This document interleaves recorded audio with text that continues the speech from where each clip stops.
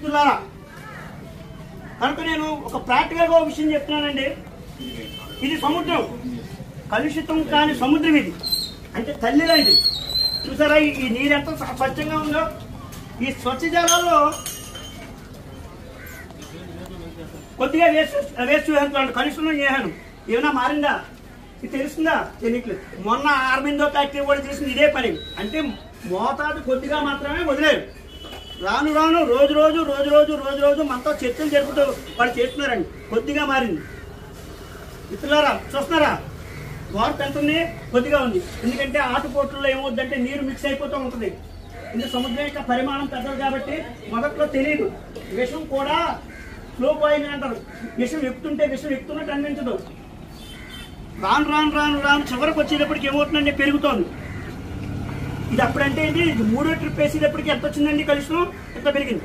రాను రాను రాను రాను ఇంకా మనం నడుము బిగించి చివరికి నాశనం అయిపోయాక చనిపోయే స్థాయిలో ఉన్నప్పుడు హాస్పిటల్ తీసుకెళ్తే మనకు ఉపయోగం ఉంటుందండి? ఎవరికి ఉండదు. అలాగే పూర్తిగా నాశనం అయిపోయాక మనం ఏమైనా చేయగలమా? ఈ ప్రకృతిని కాపాడుకోగలమా? కనుక ఏంటంటే మొదటి దశలోనే, తొలి దశలోనే దీన్ని అడ్డుకోకపోతే భవిష్యత్ అనేది ప్రశ్నార్థకం అయిపోతుంది. మీరు ఒక రాజకీయ పార్టీలకి, ఒక నాయకత్వానికి కమ్ము కాయకండి. ఎప్పుడైనా ఒకటి చెప్పండి, మీ భవిష్యత్తు కోసం మాట్లాడండి. ప్రతి ఒక్కరూ ఇక్కడ వచ్చిన ప్రతి వాళ్ళు ఆలోచించవలసింది ఏంటంటే, నా భవిష్యత్తు ఏంటి, నేనేం చేయగలను? నాకు తెలిసింది వేట అవుతాయి. నేను సముద్రాన్ని కాపాడుకోవడం నా బాధ్యత. మీరెవరు నాకు డబ్బు ఇవ్వడానికి? వ్యాపారం చేసుకోండి. వ్యాపారం ఎలా చేసుకోవాలో అలా చేసుకోండి. దానికి పరిమితి ఉంటుంది, లిమిట్స్ ఉంటాయి. ఆ పారామీటర్స్ ప్రకారం చేయాలి. కాబట్టి పొల్యూషన్ కంట్రోల్ బోర్డు ఇచ్చిన పర్మిషన్స్ ఏంటి? pH 7 మెయింటైన్ చేయాలి. BOD ఎంత మెయింటైన్ చేయాలండి? 5 mg/L మెయింటైన్ చేయాలి. అలా చేసినాడు ఏమో. చూసారా పూర్తిగా ఎలా అయిపోయిందో? రాను రాను ఒక 6 నెలలు పోతే మీ సముద్ర పరిస్థితి ఇలా ఉంటుంది, కలుషితం అయిపోయింది. సో కనుక మనందరూ కూడా మన బాధ్యతగా మనం చేయవలసింది ఏంటంటే ఈ విధంగా మారకుండా మన చేతుల్లో ఇంకా ఉంది. నీ చేతుల్లో హక్కుని నువ్వు బాబాసాహెబ్ అంబేద్కర్ గారు ఇచ్చిన రాజ్యాంగం ప్రకారం ప్రాథమిక హక్కులు ఉన్నాయి.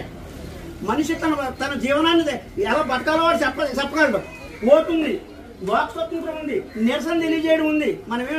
మనమేమీ ఆందోళన చేయక్కర్లేదు. మనం ఏం చేసిన ప్రభుత్వానికి సహాయ నిరాకరణ చేయండి. మమ్మల్ని బతకనేని మహాప్రభు, మీరు మాకేమి ఇవ్వకపోయినా పర్వాలేదు, మా సముద్రాన్ని అలా వదిలేయండి. మా సముద్రం మీద మీకు ఈ ఏర్స్ ఏంటి, మా భవిష్యత్తు మీద మీరు పగేయండి అని మీరు అందరూ కూడా ఆలోచన చేసుకుని మీకోసం మీరు ప్రయత్నించండి. మిత్రులారా, ఈ సందర్భంగా నేను చెప్పేది అంటే మీరు విజయం సాధించాలని మనస్ఫూర్తిగా కోరుకుంటూ మీ కృష్ణమోహన్.